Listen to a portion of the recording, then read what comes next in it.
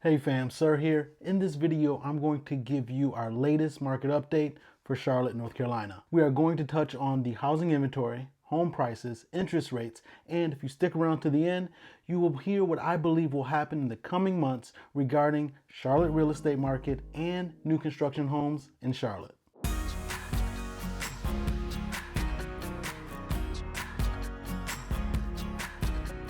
Before we get into all that, I want to welcome you to the channel. I'm Sir Ashley, and on this channel we talk about money, real estate, and Charlotte, North Carolina. If you're interested in any one of those things, go ahead and hit that subscribe button. Also, tap on that like button because it helps us with the YouTube algorithm. I greatly appreciate it. Now, let's get into it. First, let's talk about housing inventory. Inventory continues to decline. It's down over 64% year over year in February of 2021. And unfortunately for buyers, they see that properties are being sold just as fast as they are being listed. In fact, some of my buyer clients are complaining and they're very frustrated because some of the properties are being sold during the coming soon phase, which means buyers are putting in very solid offers, usually either at list price or above list price for properties before they even get to physically see inside the home. On the 17th of March, there was just under 3,000 homes in the greater Charlotte area that were available for sale.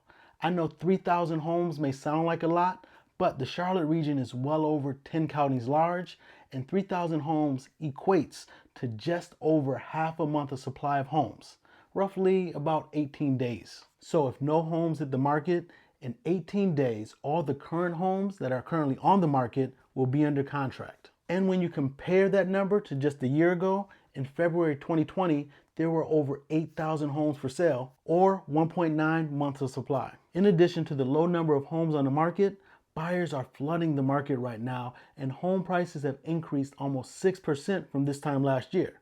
And surprisingly, home sales have increased almost 4% from just last month, from January 2021. So even with less inventory, buyers are buying more properties. Pending home sales rose 11.4% year over year, with over 4,800 homes going under contract in the past month.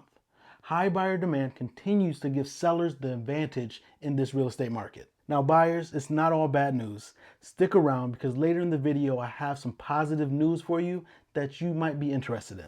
The number of new listings or new homes for sale has been a little disappointing and is down over 6% compared to February of last year. And properties are being sold faster than new properties are able to hit the market. The price range that tended to sell the quickest are properties priced between $150,000 and $200,000. Dan Kennedy, the Charlotte area realtor president, said that the region continues to experience extraordinary high demand fueled by years of steady population growth and low interest rates. Buyers in our market are quickly purchasing almost every new listing coming to the market. Sales easily could have been much higher had there been more inventory and choice. I want to move on and talk about prices in the area, but before I do, I want to give you buyers a tip. Townhomes and condos tend to be available for longer periods of time, and they're usually more affordable. So if you keep striking out on single family homes, you might want to consider a townhouse or a condo. Now, let's talk about home prices. With inventories at an all-time low, prices across the Charlotte area will continue to increase. Both the median sale price and the average sales price increased last month, both rising over 11.5% year over year. The average list price is just over $380,000 and rose 8.2% year over year. It has been my experience, my personal experience, as I help buyers and sellers in this crazy market, is that homes that are in good condition, not great, but good condition, and are in desirable areas such as good school districts and conveniently located to shops are selling for at least $15,000 to $20,000 above the asking price. And the appraisal contingencies will most likely be waived. So that means two things for you buyers out there. One, if you have a budget and do not want to go over this budget, I say begin your search by looking at homes priced significantly below your budget. I say anywhere from $25,000 to $35,000 below your budget. Look for homes in that price point. For example, if your max budget is $400,000, you have two options. First, you can try to find new construction, which is a whole different struggle that we can talk about later. Your second option is to begin looking at properties that are priced at $360,000 because If it's in your desired area and it's in a good condition, chances are that that property that's priced at $360,000 will most likely sell for $385,000 to $395,000, and that will safely put you or keep you underneath your $400,000 budget. Look, I understand that the market is crazy right now, and I want everybody to be perfectly clear and have the proper expectations. When you see a property listed at $400,000 or even $300,000, and that's your max budget, you have to realize that whatever that list price is just the starting off price, meaning that's where the bidding begins. And if you're at your top of your budget and you're trying to get a property at the top of your budget, you're probably wasting your time, because in order to get that property, you're probably going to have to increase your budget to about $15,000 to $20,000 above the listing price. Secondly, let's talk about waiving appraisals. If you're getting a loan to buy a property, the lender is going to want to get an appraisal. An appraisal is supposed to be an unbiased professional opinion of the home's value. And the lender is not going to want to lend more money than the home is worth. So in our example, if the appraisal comes back at $360,000, which was the list price of the home, but you have it under contract for $385,000, the seller is going to be expecting you, the buyer, to come out of pocket and pay that $25,000 difference. So for you buyers out there, if you are not in a position to be able to cover that difference, right now might not be the best time to buy a resale home. Your best option is to buy a home that is new construction, because traditionally you don't have to deal with a bidding war and you do not have to pay over the appraised amount. Buyers who are watching this video, if you take anything away from this video, please remember this. You are not buying a home for $300,000 or $400,000 or $500,000. It doesn't matter what the purchase price is. So do not let the increase in the purchase price scare you away from this market. Buyers, what you're actually buying is a mortgage payment. You're buying a mortgage payment that fits within your budget. So if you plan on living in and keeping the home for at least 7 to 8 years, focus on what your mortgage payment will be, not the purchase price. So remember, you're not buying a $400,000 or $500,000 property. You're buying that $1,600 mortgage. So that takes us to the third thing I wanted to discuss in this video, and that's interest rates. I can't give you a real estate market update without talking about the interest rates right now and what's going on with them. If you're a fan of the channel or watched any of my other videos, you know that I'm a fan of history and I like to put things in perspective in a historical context, because all too often we like to live in a bubble, and that causes us to panic or not appreciate the larger dynamics at play. Several of my clients and even some fellow realtors have come to me and asked me what I believe is going to happen with the interest rates, and some of them have even freaked out or even panicked at the events that have taken place in the past couple weeks. So let's take a look at the interest rates. At the time of researching for this video, the Mortgage Bankers Association had the interest rates at 3.28% for a 30-year fixed mortgage. And you will see that since January 6th, interest rates have increased almost 0.5%. Yes, when you're looking at this in a vacuum, this is somewhat alarming, but the rates in January were at an all-time low. I've had clients lock in interest rates from the mid to low twos, and even I was shocked. But it's just not realistic to have all-time low rates for forever. Interest rates ebb and flow with the market. And when you take a step back, you will see that in March of last year, interest rates were at 3.82%. And at that time, many people were excited and even giddy over getting such low interest rates. And if you look back even further, at no time prior to the pandemic has interest rates ever been lower. So please don't complain about the increase in interest rates, because we're still at historical lows. Also, Jerome Powell, the chair of the Federal Reserve, said last week, yes, there will be a slight inflation this year, but he and the Federal Reserve sees a long drawn-out recovery and inflation being around 2% for 2022 and 2023.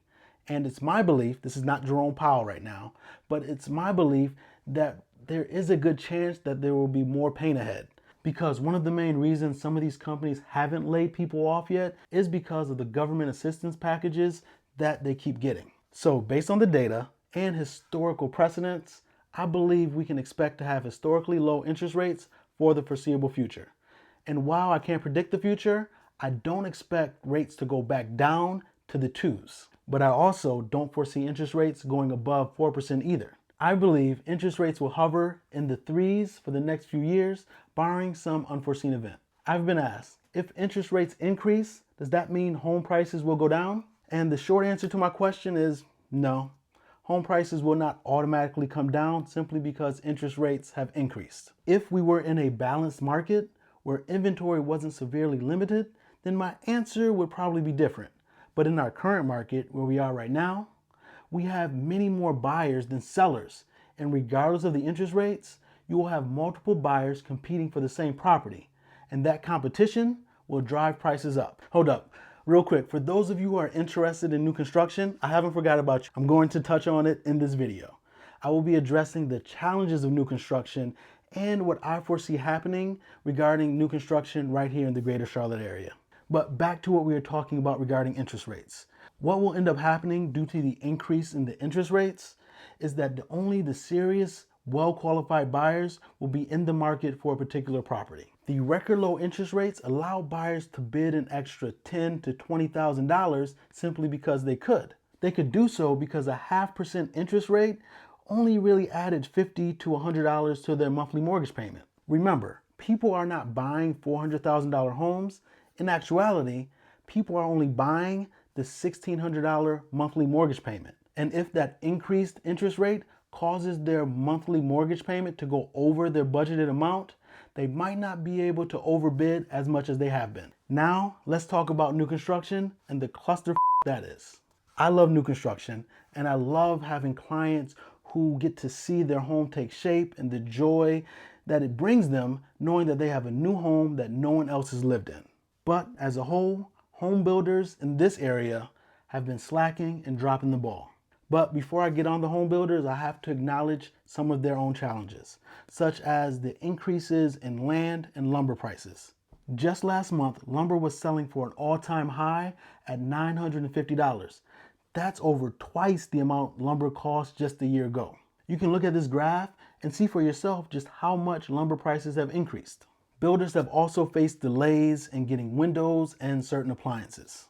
But the real reason I say builders in this area are slacking and dropping the ball is because the reason why they aren't building more homes isn't primarily based on those challenges.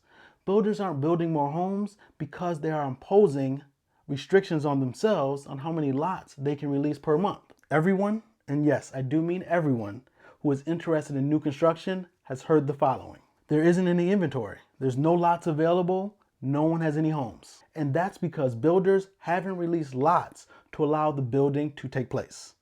I get that they're in the business of making as much money as possible, and the longer builders can stretch out the release of lots, the more opportunity they have to implement purchase price increases. Every month in the Charlotte area, builders increase their prices anywhere from $3,000 to $20,000 in some cases. So, for you buyers out there, this is what I see happening in the very near future. More and more builders are going to just build communities that are all spec or all inventory homes. We are already seeing a couple of builders doing this, and I believe that a majority of all new home construction will follow suit. When lumber prices take a dip, I expect builders to buy in extreme bulk to ensure that they have enough lumber and that they secure that lumber at a reasonable price. Then they will begin building new homes and new communities based on the materials they already have in stock. That will allow them to speed up the construction process and allow them to produce homes at a set and fixed price. The only negative in this scenario is for buyers. Buyers will be left with a decision to make. Do they want a new home in which they had no say in the design options? Off the top of my head, the only two communities that I see in Charlotte or the greater Charlotte area doing this or implementing this strategy where all of the homes in the development are either spec or inventory homes is Weddington Point in Monroe and Stony Brook in Huntersville. If you know of any other communities that are doing this right now, please leave that community name and the builder in the comment section. If you gained any information or any insight from this video, please share it with your friends or family and hit that like button. Feel free to leave a comment. Let me know your questions or your thoughts regarding the Charlotte real estate market.